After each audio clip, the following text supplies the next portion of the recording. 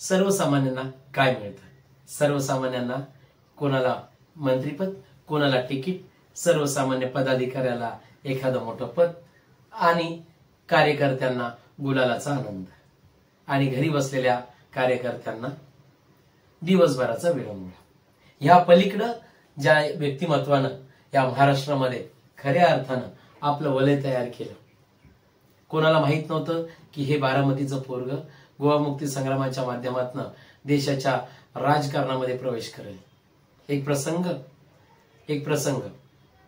ज्यावेळेस मंत्रालयाच्या गेटवर सुरक्षा रक्षकांनी रोखल्यानंतर त्याला छाती ठोकपणे सांगणारा पवार म्हणून एक बारामतीचा पवार नावाचा मुलगा सांगतो की एक दिवस मी मंत्रालयात येईल आणि मंत्री म्हणून येशील तेव्हा तू मला सॅल्यूट मारशील. या जिद्दीनं पेटलेलं हे पोट देशाच्या संसदेमध्ये आपलं वेगळं वलय तयार करेल हे कोणालाच माहित नव्हतं. पवारांबद्दल बोलायचं झालं तर पवारांनी कडनं आपल्या तरुणाईनं काय घेतलं पाहिजे? पवारांकडनं आपल्या तरुणाईनं एक गोष्ट लक्षात घेतली पाहिजे की सर्व काही हारून आणि सगळा डाव उद्ध्वस्त झाला तरी नव्यानं डाव सुरू करता येतो हे पवारांकडनं शिकलं पाहिजे. पवार म्हणजे सर्वसामान्यांनी अनेकांनी कितीही टीका जरी केल्या तर पवार असल्या गोष्टींना कधीही भीक घालत नाही. पवार हे नेहमी आपल्या व्यक्तिमत्वानं आपल्या वलयानं मोठे झालेलं हे व्यक्तिमत्व आहे. त्यांचं नेहमीच सांगतात की राजकारणात यायचंय तर टीका अन्याय सहन करण्याची ताकद असली पाहिजे.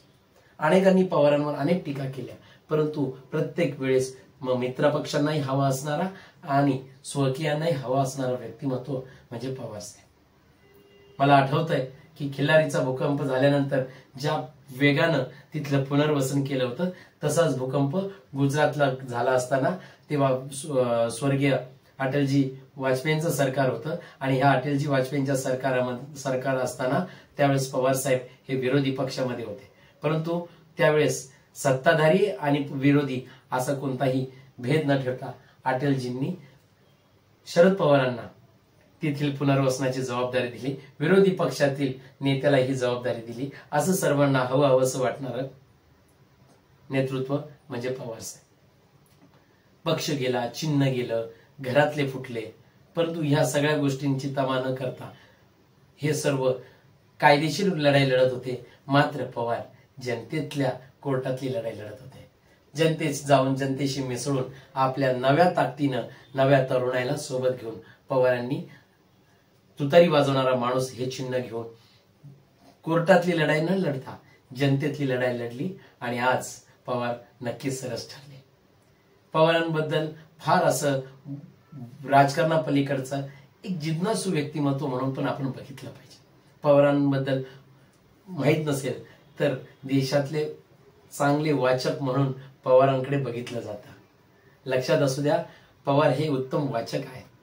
पवारांना प्रत्येक गोष्टीची जाण आहे. पूर्वी किती लोकांनी मला माहित नाही परंतु राज ठाकरेंचं भाषण जर तुम्ही बघितलं असेल की मी फक्त एखाद्या माझ्याकडे एक फॉर्म आहे असं सांगितलं आणि त्यानंतर पवार साहेबांचे धडाधड उत्तर की असे उत्तर होते की जे उत्तर प्रश्न होते की ज्या प्रश्नांना फुंकर घालण्यासाठी स्वतः राजसाहेब हे आश्चर्यचकित झाले होते. इतका तज्ञ माणूस असणारा महाराष्ट्राचा सह्याद्री उगाच पवारांना म्हटलं जात नाही. महाराष्ट्रावर ज्या ज्या वेळेस अन्याय झाला, संघर्ष करण्याची वेळ आली, मग ते सत्तामध्ये असतानाही आणि सत्तेच्या बाहेर राहूनही पवारांनी नेहमीच सर्व पक्षांना आपुलकीच्या भावनेनं महाराष्ट्रावर आलेल्या प्रत्येक अडचणीला आणि प्रत्येक गोष्टीला नेहमी सहकार्याच्या भूमिका ठेवली. पवारांनी कधीही कुठलीही द्वेषानं तिरस्कारानं कधीही कोणती टीका करत नाही ते पवार.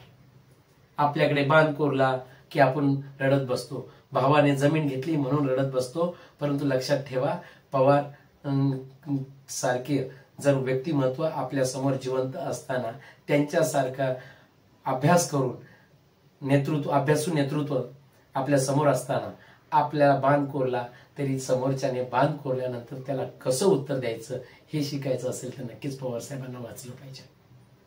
पवार साहेब एक राजनेता म्हणून न बघता माणूस म्हणूनही आपण बघितलं पाहिजे. माणूस म्हणून सर्वसामान्यांना दिवसभर आजही भेटणारा, 24 तास वेळ देणारा, नेता म्हणजे कोणी असेल तर पवार साहेब. पवार साहेबांकडे आजही दिवसभर अनेक महाराष्ट्रातल्या शेतकऱ्यांची रांग लागलेली असते वायबी सेंटरला आणि प्रत्येक शेतकऱ्याला वेळ घेतलेली नसेल तरी आवर्जून भेटणारा नेता म्हणजे पवार.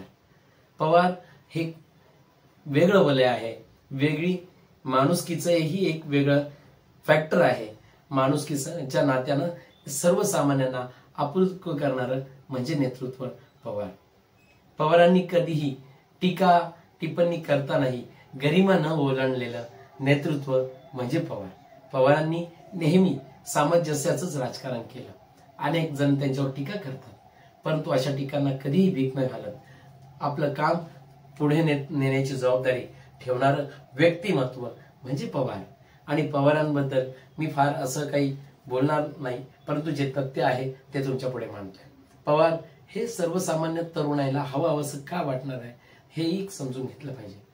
अनेक संकट आल्यानंतर त्या संकटावर उभं कसं राहायचं, प्रत्येक वेळेस मार्गदर्शक म्हणून आणि आदर्शवादी म्हणून कसं पुढे राहायचं, टीका सहन करण्याची ताकद ठेवणारं व्यक्तिमत्व म्हणजे पवार साहेब. आणि ह्या पवारांच्या बद्दल बोलत असताना मला एवढंच सांगावंसं वाटेल की पवारांनी महाराष्ट्रालाच नव्हे तर देशाला एक वेगळी अशी भूमिका दिली. मग नेहमी कृषी क्षेत्रामध्ये असो, उद्योग क्षेत्रात असो, अनेक स्मार्ट सिटी असो, ह्या 2014च्या आधीही बांधून देशालाही आदर्श देण्याचं काम केलं असेल ते पवारांनी.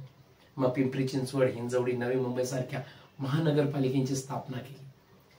पुण्यामध्ये औद्योगिक वसाहत मोठ्या प्रमाणात निर्माण केली. नवी मुंबईमध्येही किंवा बीकेसी सारखे आदर्श औद्योगिक क्षेत्र, आयटी क्षेत्र आणणारे एक व्यक्तिमत्व म्हणजे पवार आहेत. पवारांबद्दल बोलायचं झालं तर खूप सारं असं आहे, परंतु मी आज पवारांकडनं शिकण्यासारखं काय, माझ्यासारख्या तरुणाईनं पवारांकडे काय घ्यावं, तर तरुणाईनं पवारांकडे घ्यावं की सर्व काही जाऊन नेहमी सक्षमतेने मनाची गाठ बांधून आणि इरादे पक्के ठेवून आपली वाटचाल संयुक्तपणे आणि सकारात्मकपणे जर पुढे जायचं असेल तर कोणालाही टीकेला उत्तर द्यायचं नाही, कोणाशीही हुज्जत घालायची नाही, कोणतीही गोष्ट मनावर घ्यायची नाही, मात्र काटा काढल्याशिवायही राहायचं नाही.